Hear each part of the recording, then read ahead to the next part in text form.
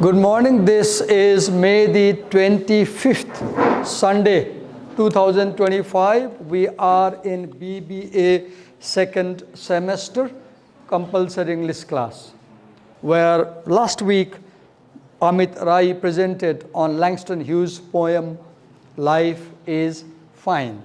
Two things I'll add on that poem. There's a chapter in your course on Toulmin's argument analysis. I'll simply add to what Amit presented last time. In the poem, Life is Fine, what is an argument? There are two things in argument. There is a statement, and then there is something called proof. Proof. You say something, and then people say, what is the proof? And you show the proof. If I say, suppose I come to him and I say, you are very irregular, statement. The teacher says, you are quite irregular, statement. Now he says, no sir, I always come in class, what is the proof? Show me the proof. Then I open this attendance sheet and I count. Now I am giving the proof. So what is proof? Proof means evidence. Proof means the reason to support a claim, right? So proof, evidence, statement, proof. Now here in the poem, what is statement? It's in the title, Life is Fine.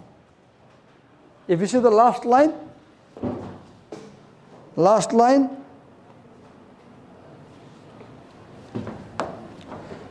life is fine, fine is wine. So the statement is, life is fine. Now, the second thing in an argument is proof. In other words, proof means data, the information, the ground, the evidence which support the claim. So how does he know life is fine? How does the speaker know life is fine? The speaker knows that life is fine by approaching death close by. He tries to commit suicide. He jumps in the river and he finds that the river is too cold and he comes out. He climbs 16 stories high building to jump down. He thinks it's too high, he can't jump. So he sees how difficult it is to die. Then he realizes life is fine. He knows life is fine because he experienced death close by and he knew that dying is even more difficult than surviving. So that the whole poem, like, I went down the river, I sat down on the bank, I tried to think about it, I could not, I jumped in the and sank, I came up once and hollered, I came up twice in the river, water was not, if the water was not so cold, I might have died. This is the data. This is the data that tells him that life is fine. So only two things I'm telling you in this class, I'll tell rest in other lessons. In argument, there are two things. There is a claim, there is a statement, and there is proof or data or ground or evidence or reason. I give example. Life is fine. This is assertion, this is statement. What is the data? The poem is the data. Whatever he does, he goes to jump in the river, from the building, that's the data. Now we'll invite the next presenter who will present on, before I invite the presenter, let me show you some things.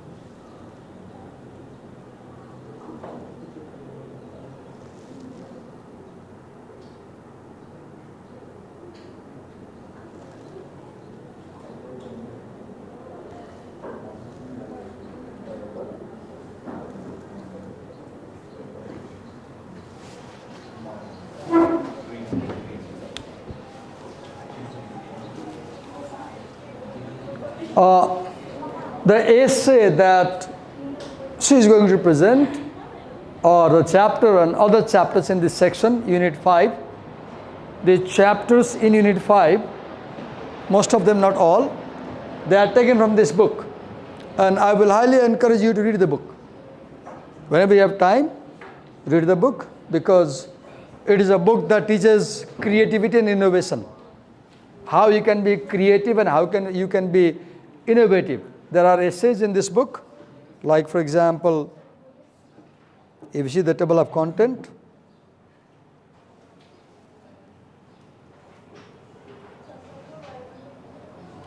like the first text is creative destruction, second is blind inventors and one-eyed investors. This is not in our course. Out on a limb, not in our course. Fool's rush, not in our course. Goldilocks and the Trojan horse, not in our course. A rebel with a cause, rethinking groupthink, rocking the boat and keeping it steady. So we have only first chapter in our course, creative destruction. And okay, within creative destruction, how many chapters we have? Look here.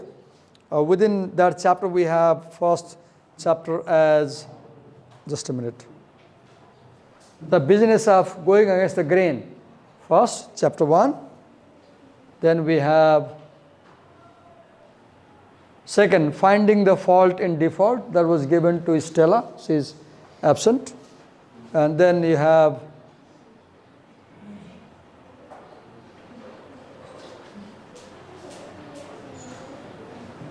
the two faces of ambition.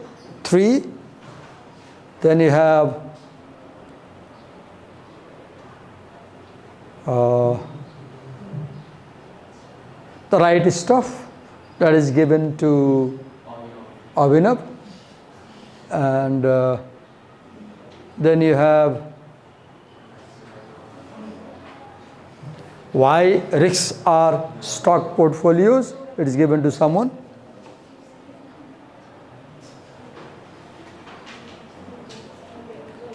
Then you have,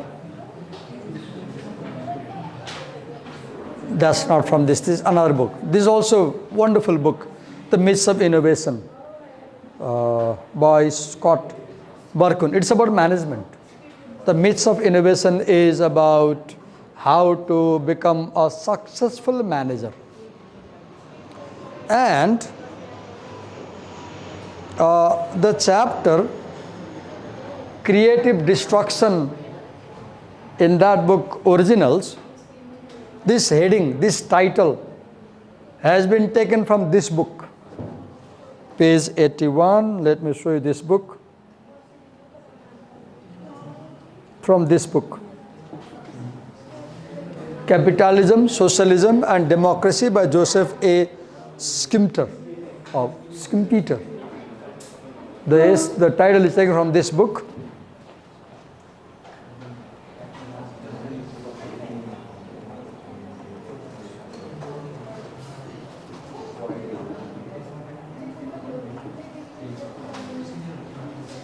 The process of creative destruction, right?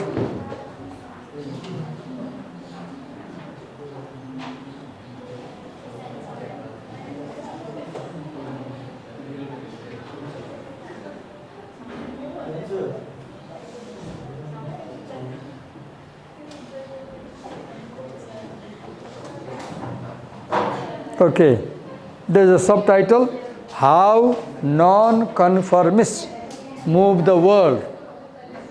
Who is a conformist? C-O-N-F-O-R. If you are a conformist, you are happy with the given situation, you don't want any change. You go with the flow. You accept the given. Who are non-conformists? Non-conformists are those people who are not happy with the way things are. They are dissatisfied with the way society is. So they revolt. So they speak up. So they question. So they raise fingers. So they look for options. So they explore. As a result, they are the people who change the society. Who are the people in society? Those who are not happy with the given. For example, there is a quotation in this essay. Read this quotation very carefully and understand, then I'll call the presenter. The reasonable man adapts himself to the world. Adapts himself to the world means you change yourself according to society.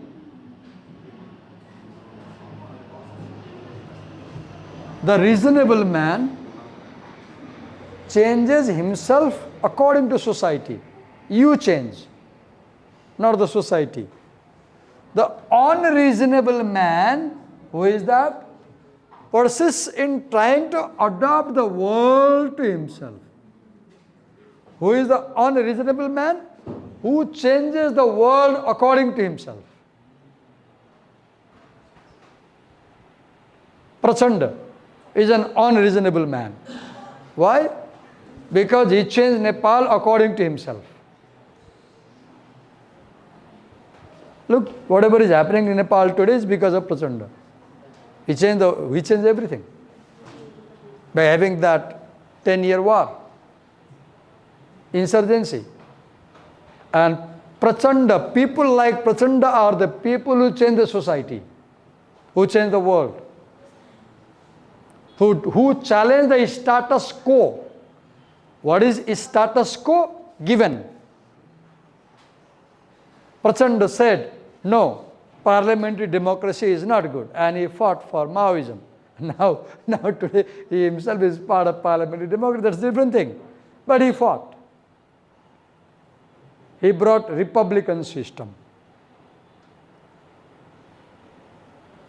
Right? We were Prajatantra, now we are Loktantra because of Prachanda. So Prachanda is a very good example of one who brings creative destruction. Destroying Prajatantra to create Loktantra. What is creative destruction? To bring change, you must destroy the existing things.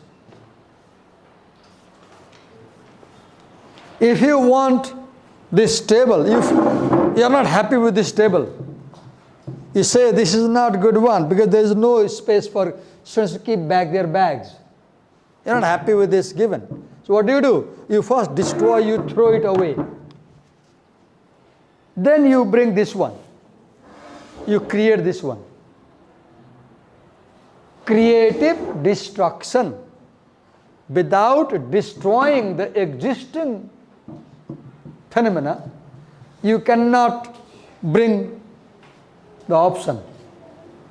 Creative destruction. Destruction also means challenging, questioning, raising finger. Right? The risky business of going against the grain.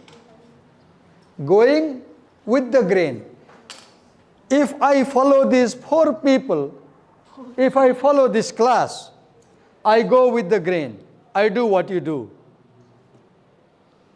If I say no, I won't listen to you. None of you. I'll do my way. Now I am going against the grain. Another phrase with the same meaning is to move against the flow. To move against the current. If you are crossing a river and the river is flowing, if you are crossing a river and the river is flowing from this direction in this direction and you are here, so you move this way. It's easier to cross the river. But suppose you move this way, it's very difficult to cross the river. When you walk this way, you are walking against the wind, walking against the current, walking against the flow. Great people walk against the flow. Great people walk against the current because they want to change the society. And such people risk their life. They risk so many things, but they fight. Why? Because they are not happy with the society as it is. The same is in business. If you do business like all people, you will fail. That's the point here. How do you succeed in business? You succeed in business by doing something which nobody is doing. And in the story, Creative Destruction, there are 4 or 5 students. Rest, the presenter will tell how they do things which nobody is doing. How do they challenge the status quo? So let's invite the presenter, Miss Ayusha Bhandari. Oh, listen.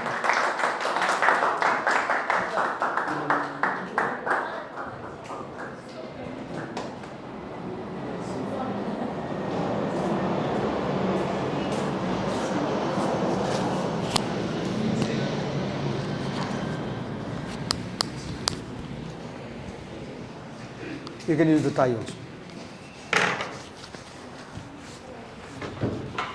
And Ayusha, we are being recorded. I'll sit over there and I will try my best to record your face as less as possible.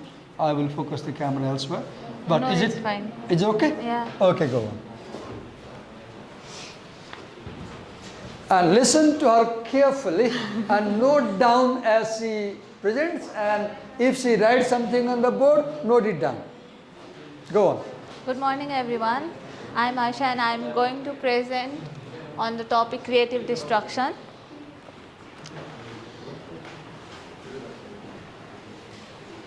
Adam Grant's Originals, How Nonconformists Move the World is a non-fiction book that blends research, case studies and storytelling to explore creativity and innovation.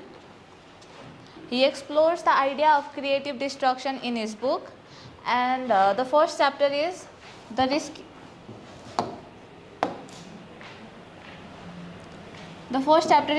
business of going against the grain.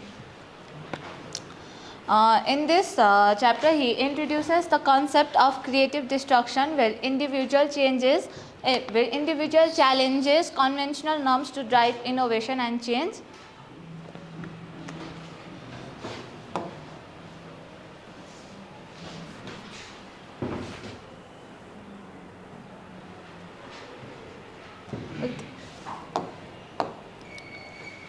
In the first paragraph, first let's read this. On a cool fall evening in 2008, 4 students set out to revolutionize an industry buried in loans. They had lost and broken eyeglasses and were outraged at how much it cost to replace them. One of them had been wearing the same damaged pair for 5 years.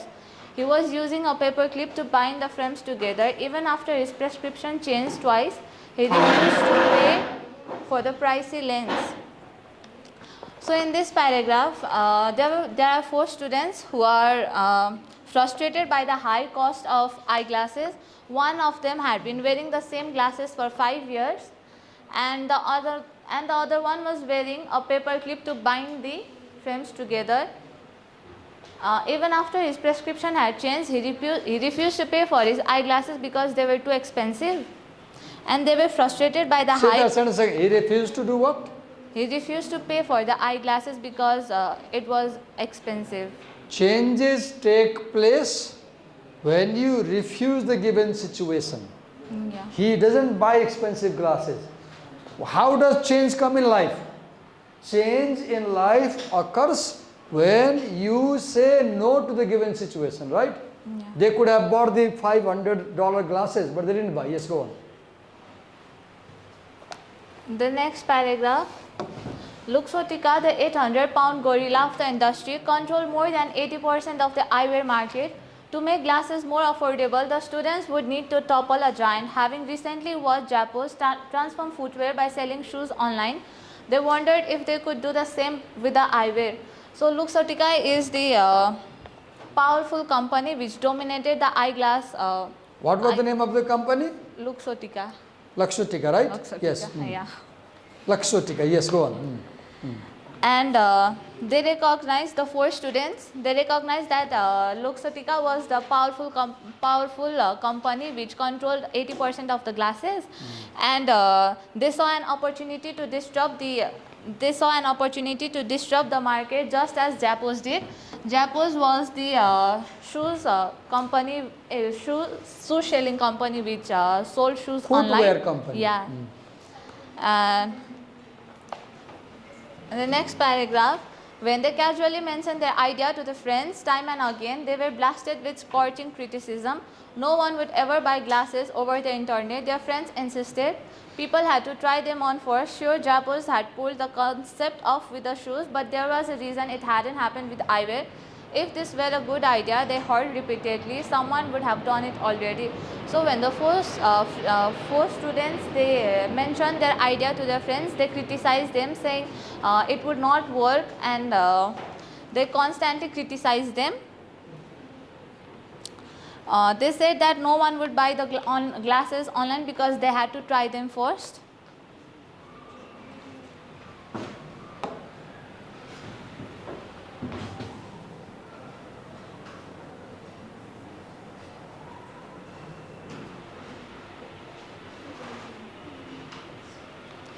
To fourth paragraph, none of the students had a background in e-commerce and technology, let alone in retail, fashion or apparel.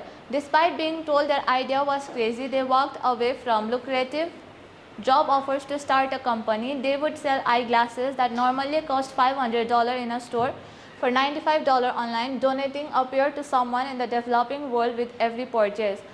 None of the students had a background in fashion, e-commerce, fashion, technology, etc., and they lack experience.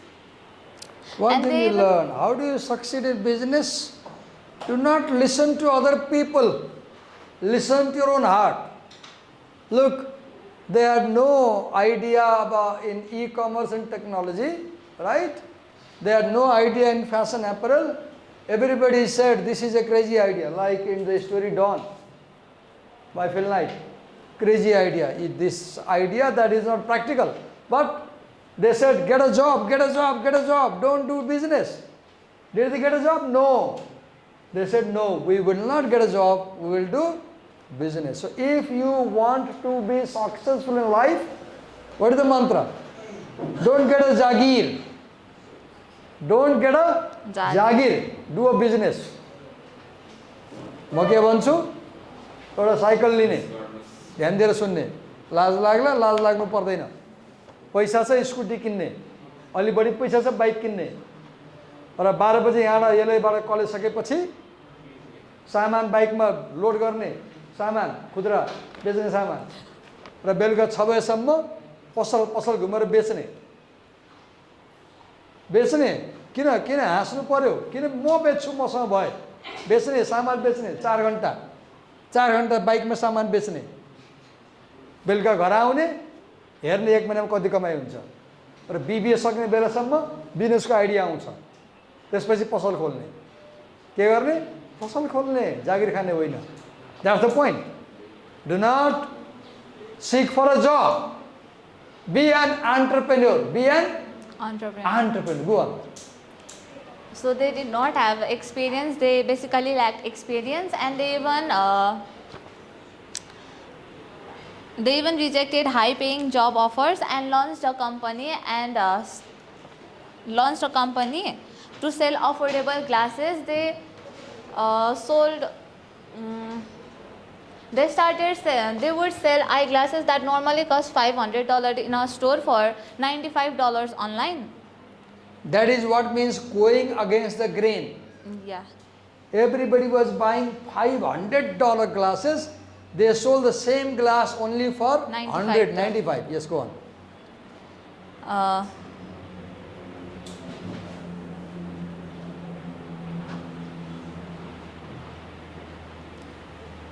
Their business depended on a working website. Without that, their business would be impossible.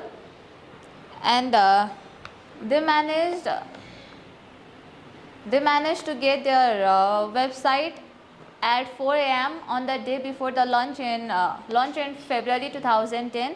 They named their company Warby Parker after the literary characters they admired. And the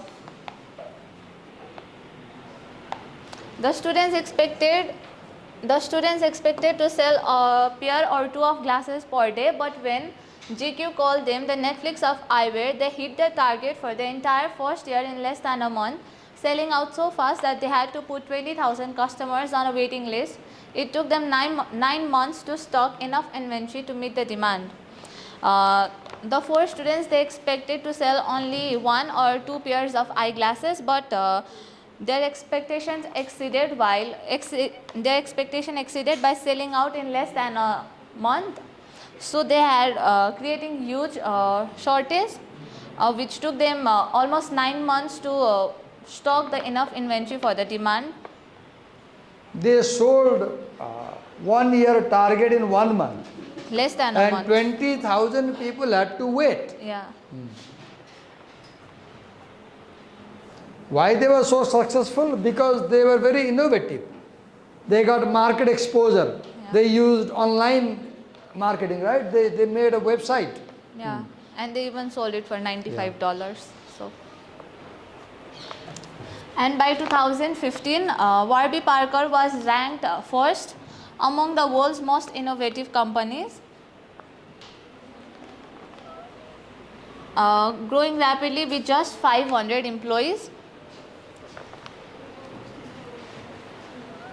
In 2009, back in 2009, one of the founder of Warby Parker offered someone a chance to invest in Warby Parker, but they denied, and they said it was the worst financial decision, and they regretted it not investing in Warby Parker.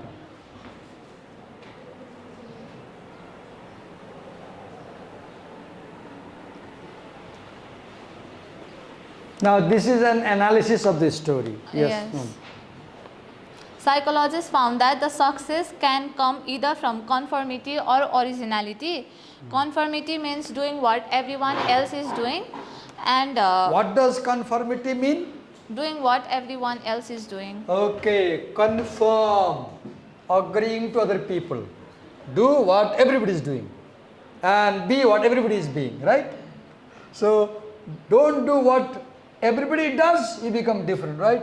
What is originality? Originality means having your own ideas. Having your own idea. How did the 4 students have their own idea? How were They thought of opening a company to sell eyeglasses online. Online. It was Yeah. so difficult because you need to test power glasses, right? Okay, go on.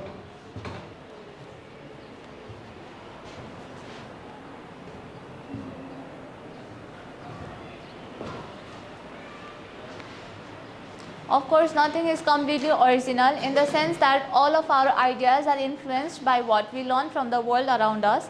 We are constantly borrowing thoughts, whether intentionally or inadvertently. We are all vulnerable to kleptomania, accidentally remembering the ideas of others as our own. By my definition, originality involves introducing and advancing an idea that's relatively unusual within a particular domain and that has the potential to improve it. It means that true originality is rare because most ideas are influenced by the existing ones, intentionally or unintentionally. People copy others' idea, which is also called kleptomania. And originality begins with creativity and requires action. The Warby Parkers were original with their idea to sell glasses online, so they succeeded. Yeah. And the last paragraph says that this chapter aims to inspire readers to embrace originality, suggesting that everyone can learn to think and act out in original ways. Okay. Thank you. Thank you, well done. Thank you. So we have the next chapter, finding faults in defaults. Right? Have you read the chapter? The story? Finding faults in default. What does default mean? In laptop computer, you have something called the default setting. Any idea? When you buy the laptop, it comes with default setting. Settings done by the company itself, right? You don't need to make any changes. So default means the given. Default means the given. The story tells a problem. What was the problem? There was somebody, an economist named Michael Haussmann, right? Michael Haussmann. He was leading a project that was trying to solve a problem. What was the problem? This was the problem. Why some customer service agents stayed in the job longer than others? Customer service agents. It was found that some customer service agents changed their jobs quickly. They left the company very quickly. There was high turnover. What do you call? What do you call turnover? What do you call in language of HR? The tendency of your employees to leave your company very soon. Turnover? There's a word. I think it's turnover. Huh? What do you call the English word which means in HR, human resource management? Your people leave the company very quickly and you have a loss. You have to bring new people, train them. What do you call turnover? No, sir. Turnover is getting more revenue. Okay. Then I'm sorry, I don't know the word. There is a term in HR.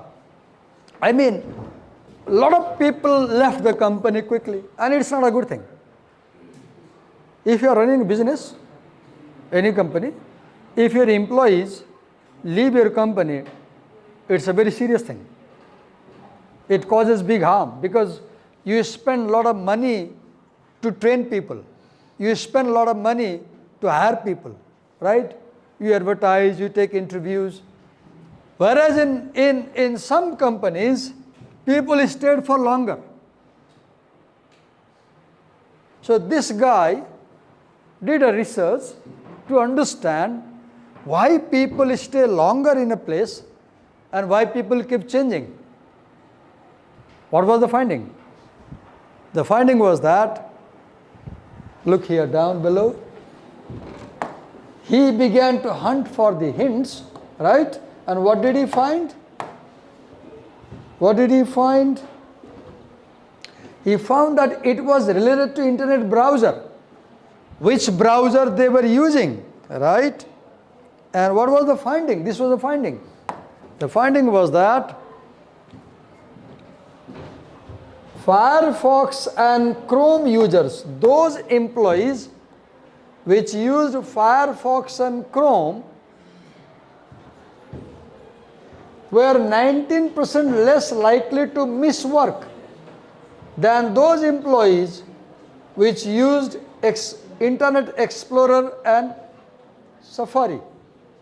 Right? He looked further, and what was the finding? The finding was that those employees which stayed longer in a company, they were the people who did not question the situation, who did not find the fault with the default. Those people who did not question, who did not raise finger against the given situation, who accepted what is there, they stayed longer. Whereas those employees who raised questions, who saw fault with the given situation, who were not happy with the given things, who wanted a change, who wanted an improvement, they left the company and went to another company. Now the question is, the lesson to learn is, in business or in life, how do you become successful? You become successful in life if you are not happy with the way life is. Because if you feel that the way my life is going is not good, you will look for options. You will explore other ways and you will change. You will grow. But if you accept what life gives you, you will follow the same path that your family followed or that people follow. Right? So if you want to be successful in life, do not accept the given situation. Question the given situation and try to change. Then you will succeed. If you find fault with the default, the given, if you see why the given, if you explore why the given situation is not good, what is, if you say, what is the problem here, then you will find a solution. If you begin with the question, what is the problem, you will see the problem. Once you see the problem, you will find the solution. Once you find a solution, life will change. So those people become successful who are not happy with the given situation, who find a problem with the given situation, who want to explore the causes of the problem and look for solutions. Such people become successful in their life, whether it's business or innovation. That's all. Now, the next story is, who was given to present this? So we'll stop here today. Who was given to present it? Let me check. Just a minute. Just a minute. The two faces, I will assign new people today. The two faces of ambition. Raise your hand, you want to present. If you have not made any presentation so far, present on it. If you have not made any, Abhinav, you present it tomorrow. I'll do the next part. Leave that. Leave that. What's the problem? I've already highlighted. How clever he is. You highlighted? Okay, you want to go with it? Can you present this one tomorrow? No, this one. The two faces of ambition. Have you made any presentation so far? No. Will you make it on this one? No. Yeah, you have made no presentation. You will make. Which will you present? Choose a topic to present. Choose any chapter you want to present. You have to present at least one chapter. Which one will you present? Choose one. Quickly, we don't have time. We're running out of time. Select a topic and say, I'll present this one. You can do this one or another one. You have to present on a lesson which you haven't taught so far. Come on, quickly. What's the dilemma? Quickly, choose it and say, I'll do it. Come on, quick, quick, quick. We don't have time. Choose one and say, I'll present it. Chito, we're getting late. Huh?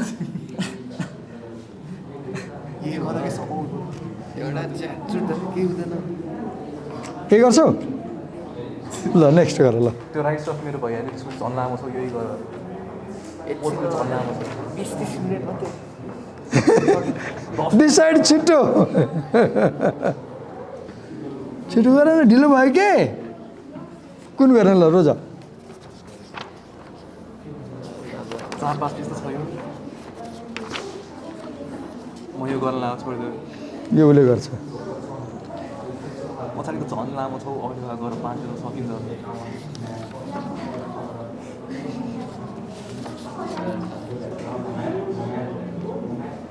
त्यो सबै छोड न पहिला page गर्नु तिमी ल त्यो लामो छ हो कि 5 वटा गर भनेको ठ्याक्कै हुन्छ छिटो ढिलो भयो के उसैले 1 घन्टा खाइदिन्छ अनि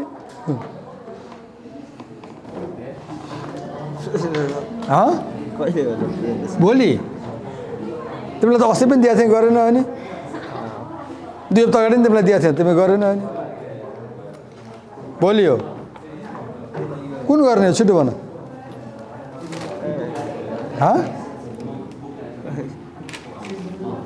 कुन गर्ने कुन छिटो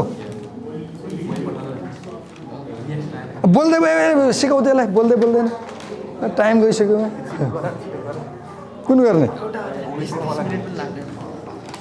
पढ बुझेको कुरा भन कुन ठुलो कुरो भयो त्यहाँ के नौलो कुरो भयो र गुगल गर एआई गर पढ बुझ आएर भन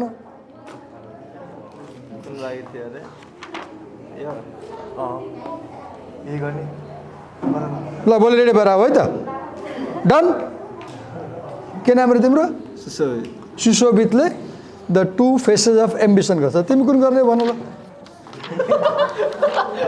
ल छिटो ल कुन गर्ने भन पढाउने बाँकी च्याप्टर भन्नुपर्छ है पढाएको गर्न मिल्दैन नपढाएकोमा ल भन कुन गर्ने हो त्यो उसले गरेको छ अब यो बाँकी छ अनि अर्को च्याप्टर बाँकी छ अर्को च्याप्टर गरौँ पोर्टफोलियो वाला धेरै लामो छ पल्टाएन